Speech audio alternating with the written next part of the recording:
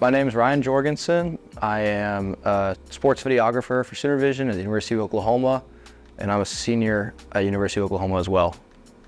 I've worked at Supervision since I was a freshman. I got hired during COVID. They only hired 3 people when I got hired in the fall of 2020. It was great for opportunity because no one else was working. So I started in high school.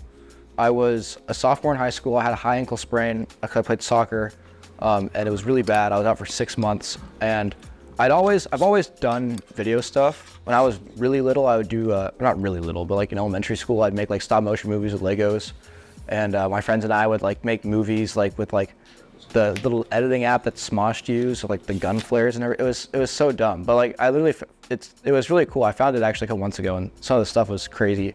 Like we made like 10-minute movies. I have a Chromos filter that I got, so it like makes the lights like really cool. And I've been wanting to use it in night game. I might, third quarter, I might run this again and do like some cool wide shit, because I have a shot that I want to get. This is my last night game, so. My favorite moments like working at Supervision have always been like the collaboration, like working with people.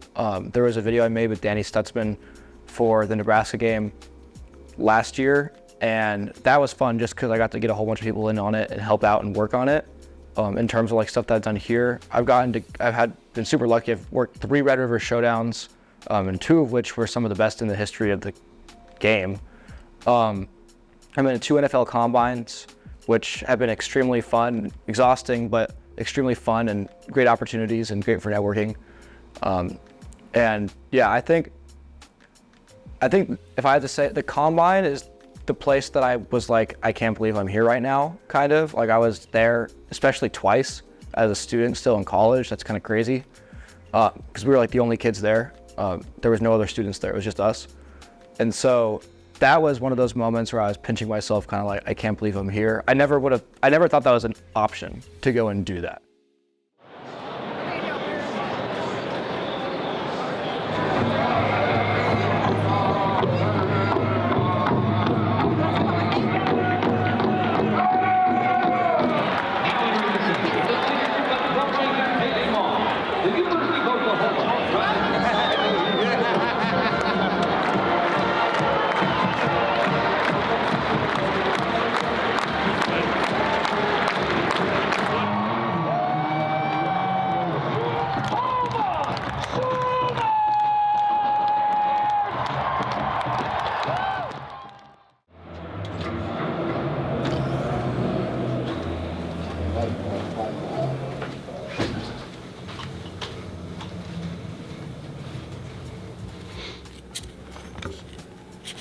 I was telling my parents over the summer, and they were like, "We're not surprised at all that you're doing this. Like you've always done it."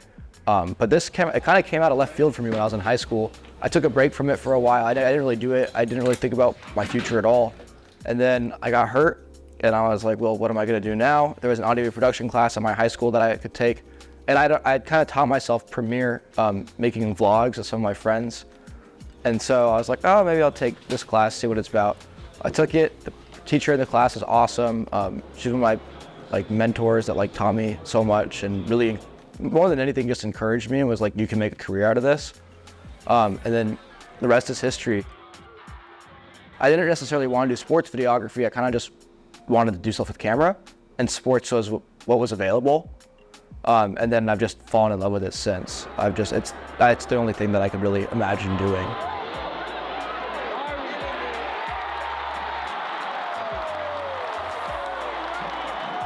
So the content that I make primarily, I've done stuff for a whole bunch of different teams. I've probably filmed every single sport that we have over the last 3.5 years. But primarily my stuff that I'm making as of the last 2 years has been on the football account, OU football.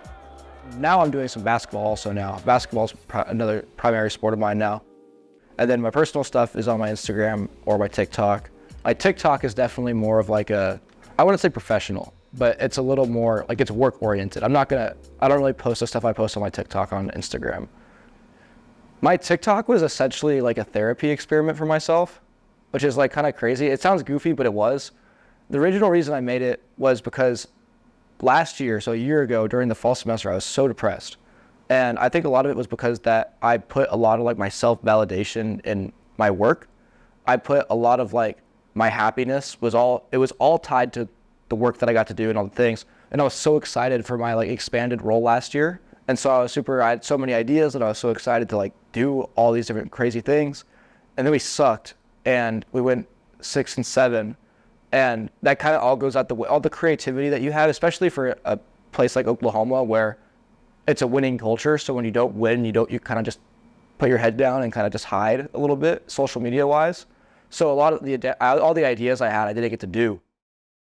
It made me really depressed. And I realized that over winter break, and I realized that I shouldn't be like putting my happiness or affiliating my happiness with my work, which is probably good. And instead of getting a therapist, I was like, you know what? I have an idea. I'm going to start making videos for myself. And so I started making my TikToks. And I was just like, I love talking about this. I love talking about sports video.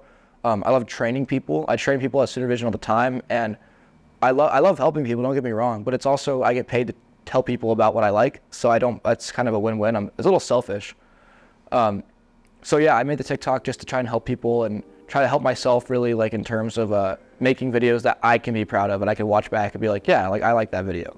So that's why I originally made it. A relatively big amount of people started following me, and so then I was like, well, maybe people actually care about what I want to say. And now it's kind of become more of like a help thing. And luckily, my happiness is not tied to my TikTok anymore, and I'm chilling and I'm good because I kind of chilled out on that a little bit recently just because I've been so busy.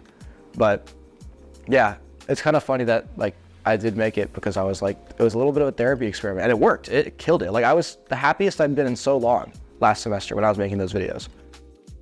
So right now it is, there's a couple minutes left until the fourth quarter. We have a light show between the third and the fourth. So we're gonna have to run across the stadium. There's a shot that I've kind of had on my bucket list. And this is my second to last game that I'm shooting, my last night game. So we're gonna try and get this shot before everything's over and see if we can pull it off. So we gotta get over there because we're running out of time. And yeah, hopefully we can get it. Hopefully it looks sick. Got this really fun filter that I got that I'm really excited about. So we'll see what we can do.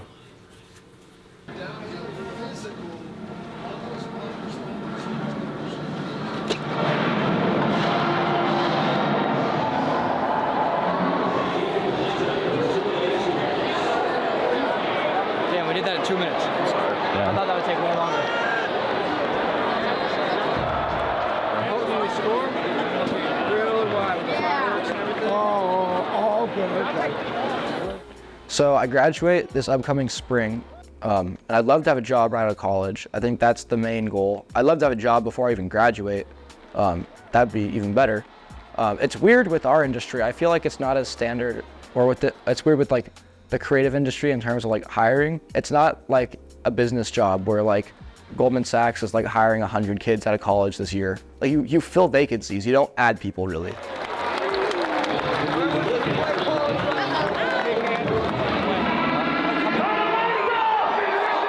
I'll just follow you.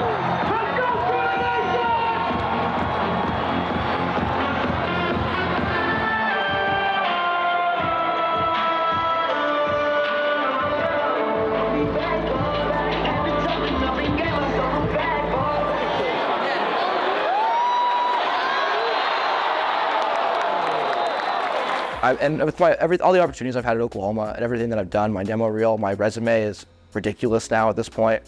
I feel pretty confident that I'm sure I'll end up somewhere. But it is a little interesting, like going into it, just not really knowing what the future holds with that. But yeah, I'm hoping to have a job, hoping to work in sports media, and then one day be like a creative director or own my production company or something like that.